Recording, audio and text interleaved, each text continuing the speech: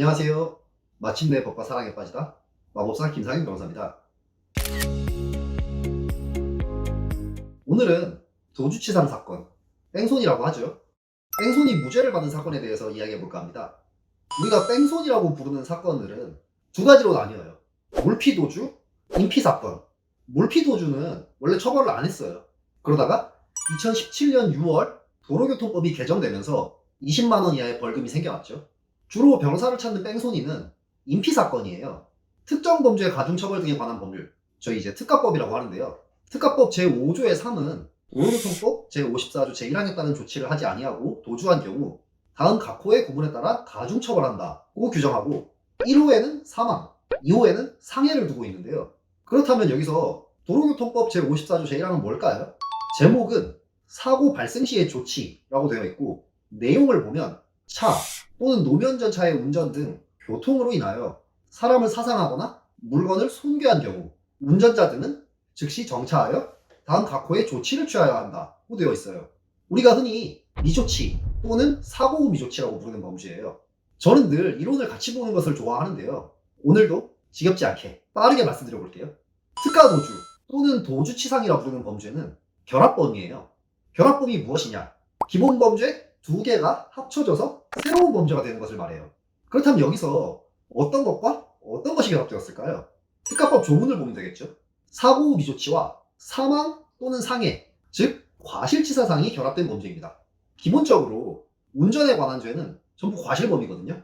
운전 업무에 종사하는 자로서 주의 의무가 있다는 것이 법리인데 오늘 영상에서 이렇게 깊게까지 이야기를 할 필요는 없어 보이고 다시 돌아와서 방금 말씀드린 것처럼 도주치상이 되기 위해서는 미조치와 상해 두 개가 있어야 한다고 했잖아요. 그런데 미조치는 빼기가 쉽지 않아요. 그리고 재판에서도 미조치까지 부인하는 것은 부담이 커요. 왜냐하면은 전부 무죄를 선고해야 하는데 아무래도 법원에서 부담이 있거든요. 그리고 검찰에서도 전부 무죄가 나왔으니 항소를 해야 하고요. 사실 음주, 뺑소니와 같은 교통범죄에서 변호사를 선임하는 경우에 대부분은 물론 사건 자체도 있지만은 운전면허에 지장을 없게 하려는 것이 가장 큰 목적이거든요.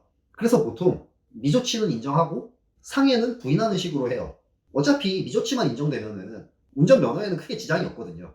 오늘 말씀드릴 사건도 1심에서 도주치상으로 유죄가 되었는데 항소심에서 상해를 다퉈서 미조치만 인정된 사건이에요.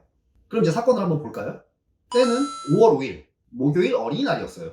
금요일이 진검다리 휴일이다 보니 아무래도 놀러가는 사람들이 많았겠죠. 이 분도 한남동에서 약속이 있는데 늦어서 급하게 경부고속도로 들어온 거예요. 그런데 경부를 타고 보니 차가 너무 많아요. 그래서 버스 전용차로로 들어간 거예요. 여기서 이제 지정차로 위반 여부는 논외로 하고 어쨌든 버스 전용차로로 들어갔는데 버스랑 부딪힌 거죠. 버스의 우측 앞부분과 사고 차량의 뒷부분이 이렇게 부딪혔어요. 좌측 뒷부분이. 이분은 사고가 났으니까 갓길로 차를 빼야 한다고 차량을 이동시킨 거예요. 사실 이게 문제가 됐죠.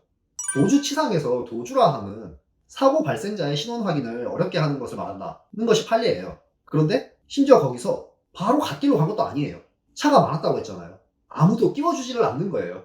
그러다 보니 버스가 따라오는 줄 알고 저 멀리 1, 200m를 가서 갓길로 간 거죠.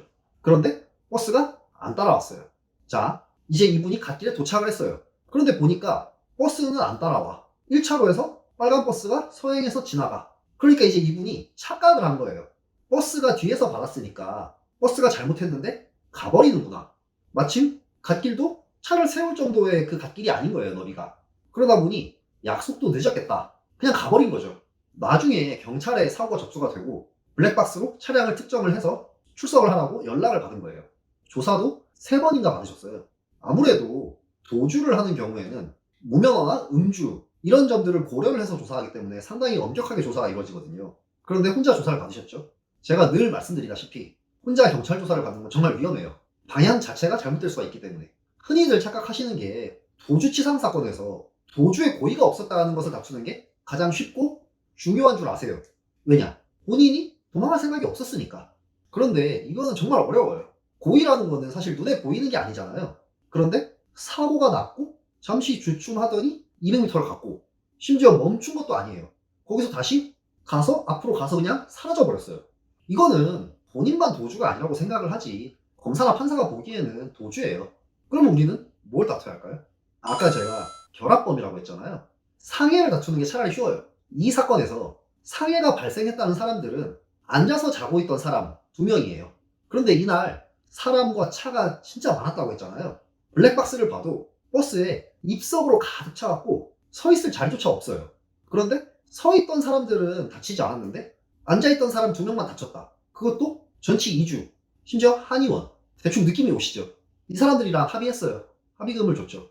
사실 전치 2주는 그냥 나오거든요.